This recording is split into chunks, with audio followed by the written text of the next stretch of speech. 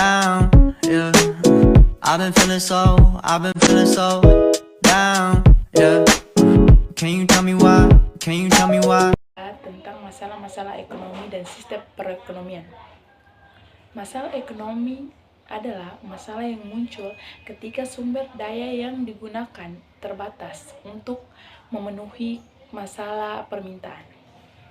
Masalah ekonomi timbul akibat dari ketidakseimbangan antara keinginan manusia untuk mendapatkan barang dan jasa dengan kemampuan faktor-faktor produksi untuk menghasilkan barang dan jasa dan untuk memenuhi keinginan tersebut. Masalah-masalah pokok ekonomi dibagi menjadi dua, yaitu yang pertama adalah masalah ekonomi klasik. Yang termasuk dalam masalah ekonomi klasik adalah produksi, adalah segala tindakan yang ditujukan untuk meningkatkan guna atau manfaat dari suatu barang. Sedangkan distribusi adalah segala kegiatan yang ditujukan untuk menyampaikan atau menyalurkan barang produksi dari produsen hingga sampai ke tangan konsumen. Konsumsi selanjutnya adalah konsumsi. Konsumsi adalah segala tindakan yang tujuannya menghabiskan nilai guna suatu barang. Masalah ekonomi yang kedua adalah masalah ekonomi modern. Yang pertama, apa yang harus diproduksi dan bagaimana proses produksi dan untuk siapa hasil produksi ditujukan. Pengertian dan jenis-jenis sistem ekonomi. Sistem ekonomi adalah sarana di mana negara mendistribusikan sumber daya dan perdagangan barang dan jasa. Jenis-jenis sistem ekonomi yang pertama, sistem ekonomi tradisional, di mana aktivitas ekonomi pada sistem ini berhubungan erat dengan tradisi dan kebudayaan. Sistem ini diterapkan di pedesaan dengan hasil ekonomi berupa pertanian. Yang kedua adalah sistem ekonomi komando. Sistem ekonomi komando adalah sistem ekonomi yang terpusat dan sebagian besar sistemnya akan dikendalikan oleh pemerintah. Yang ketiga adalah sistem ekonomi liberal, adalah di mana negara memberikan kebebasan kepada setiap orang untuk mengadakan kegiatan ekonomi. Yang keempat adalah sistem ekonomi kerakyatan, di mana sistem ekonomi yang digunakan di Indonesia berdasarkan atas demokrasi ekonomi. Artinya produksi dikerjakan oleh semua masyarakat.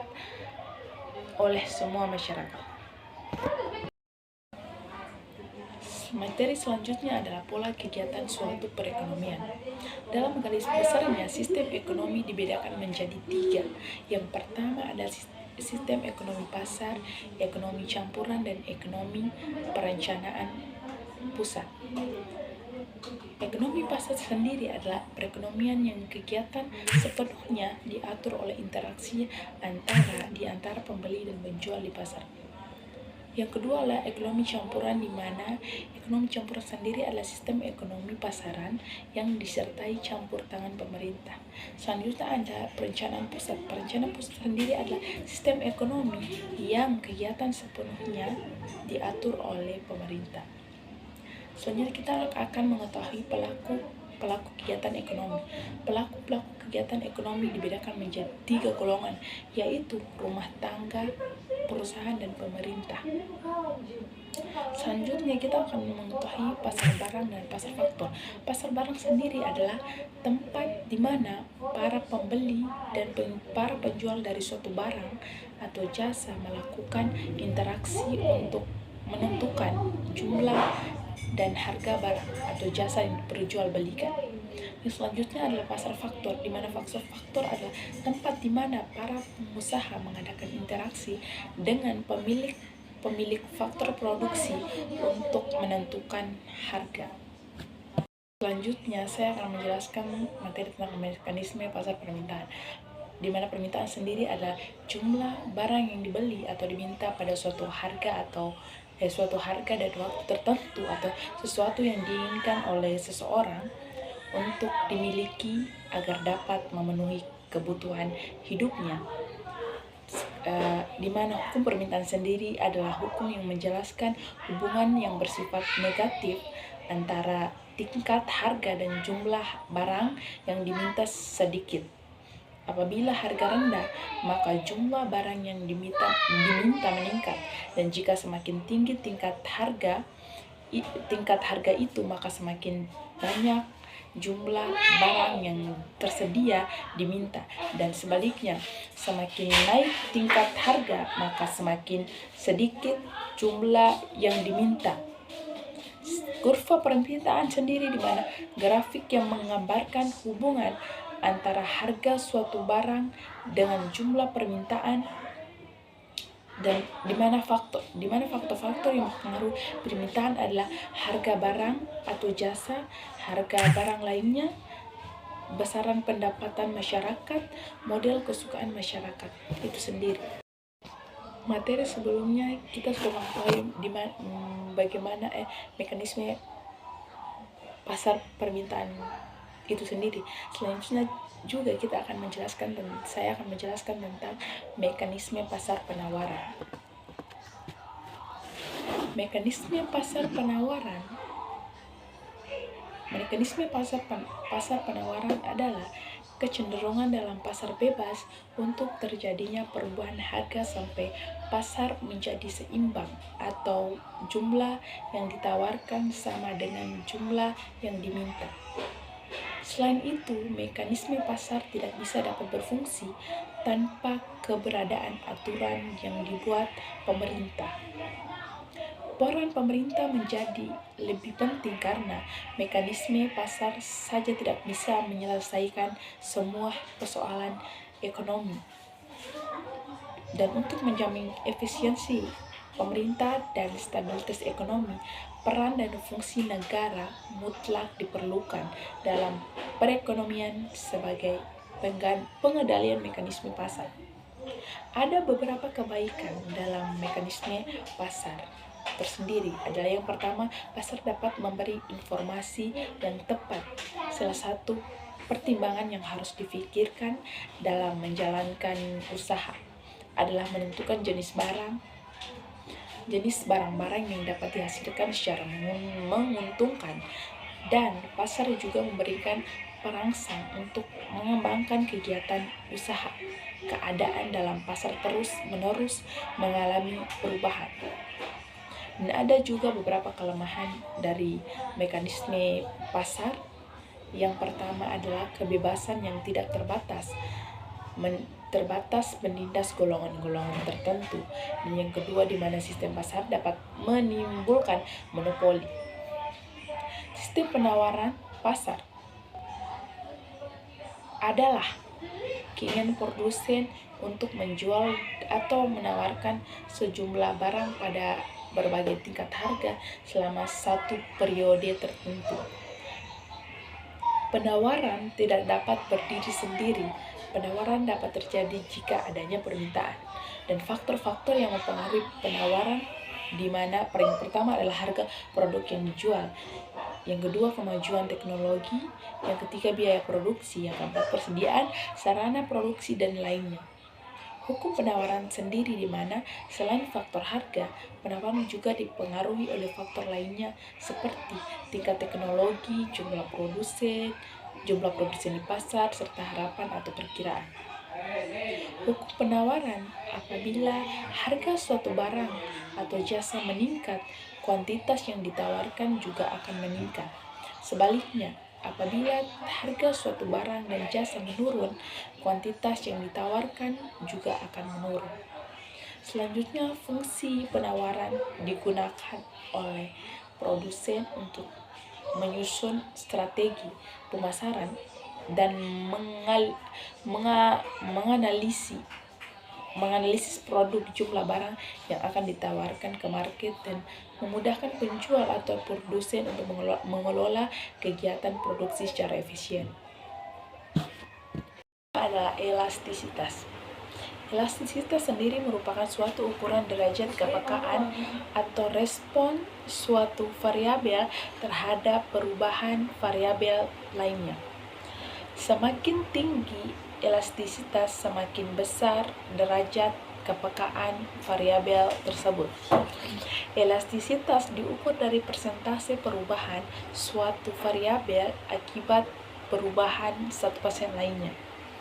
Konsep elastisitas dalam teori permintaan dan penawaran, jika harga suatu barang naik ataupun turun sebesar 1%, maka yang akan terjadi pada permintaan dan penawaran tergantung kepada derajat kepekaan masing-masing konsumen dan produsen dalam merespon perubahan harga tersebut.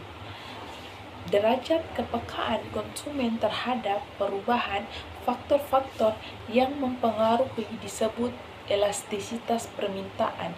Derajat kepekaan produsen terhadap perubahan faktor-faktor yang mempengaruhi disebut elastisitas penawaran. Kemiringan kurva permintaan dan penawaran. Kemiringan suatu kurva ditentukan oleh sudut yang dibentuk oleh kurva tersebut dan dengan sumbu horizontal. Semakin besar sudut yang terbentuk, maka semakin besar slope dari kurva tersebut. Slope kurva permintaan dan penawaran menunjukkan seberapa besar derajat kepekaan permintaan atau penawaran terhadap perubahan harga barang. Slope kurva yang semakin besar menunjukkan semakin tidak elastis permintaan atau penawaran. Sebaliknya, slope kurva yang semakin kecil menunjukkan permintaan dan penawaran semakin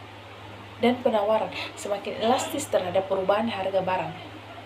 Semakin elastis permintaan atau penawaran, semakin tidak respon permintaan atau penawaran terhadap perubahan harga. Artinya, perubahan harga tidak banyak mempengaruhi permintaan dan penawaran.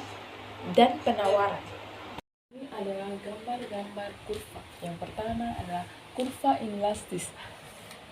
Dan kedua, kurva elastis. Yang ketiga, unit elastis. Yang keempat, elastis sampurna. Dan ini adalah elastis sampurna.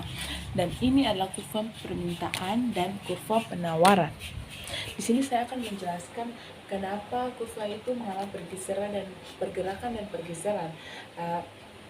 Kurva mengalami pergeseran karena terjadinya perubahan harga itu sendiri. Bila suatu harga itu suatu harga atau barang atau jasa itu semakin murah, maka permintaan akan meningkat. Dan jika harga itu meningkat, maka permintaan akan menurun. Dan bila sesuai dengan hukum itu sendiri, misalnya pada suatu harga beras itu 30 kg, maka permintaan juga 30 kg. Dan jika harga beras itu naik menjadi 40 kg, maka permintaan akan menurun menjadi 25.000. Dan jika kita menaruh ke dalam sebuah kurva, maka kurva permintaan akan mengalami pergeseran. Dan ada juga perubahan dari faktor lain seperti pendapatan. Contohnya, seorang karyawan mempunyai gaji per bulan adalah 5 juta, maka dia akan keluarganya akan mengkonsumsi daging sapi 8 kg. Dan jika pendapatan seorang karyawan itu naik menjadi 7 juta, maka keluarganya akan mengonsumsi kenaikan daging sapi itu mengalami kenaikan menjadi 12 kg.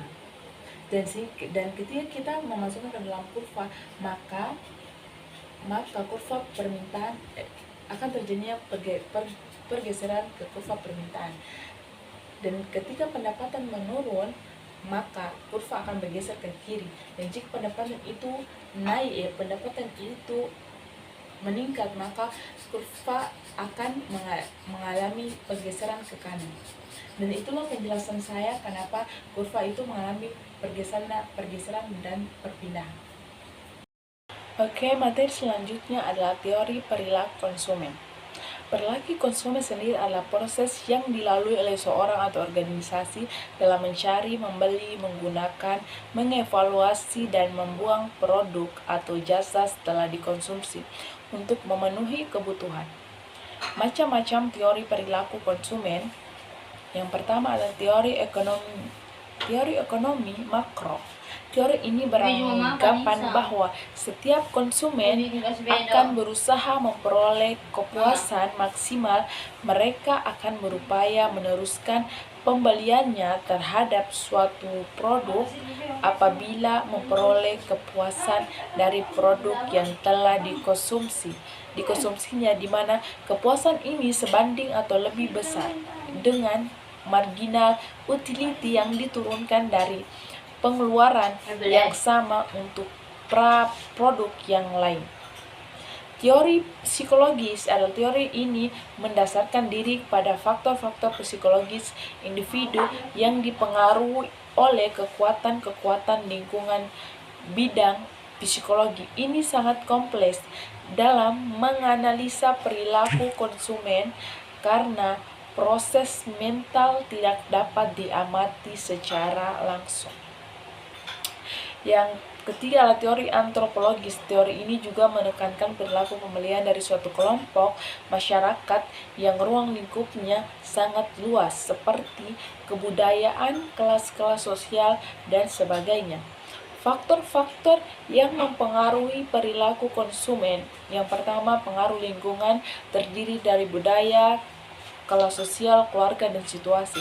Yang kedua, perbedaan dan pengaruh individu terdiri dari motivasi dan keterlibatan, pengetahuan, sikap, kepribadian, gaya hidup, dan demografi. Yang ketiga, proses psikologi terdiri dari pengolahan informasi, pembelajaran, perubahan sikap, dan perilaku. Ketiga faktor tersebut menambah minat utama dari penelitian konsumen sebagai faktor yang turut mempengaruhi perilaku konsumen dalam pengambilan keputusan pembelian. Manfaat perilaku konsumen yang pertama adalah membujuk konsumen untuk membeli produk yang dipasarkan. Yang kedua, memahami konsumen dalam berperilaku, bertindak, dan berpikir agar pemasar atau produsen mampu memasarkan produknya dengan baik. Yang ketiga adalah memahami mengapa dan bagaimana konsumen mengambil keputusan sehingga pemasar atau produsen dapat merancang strategi pemasaran dengan baik. Sekian dari hasil penjelasan saya.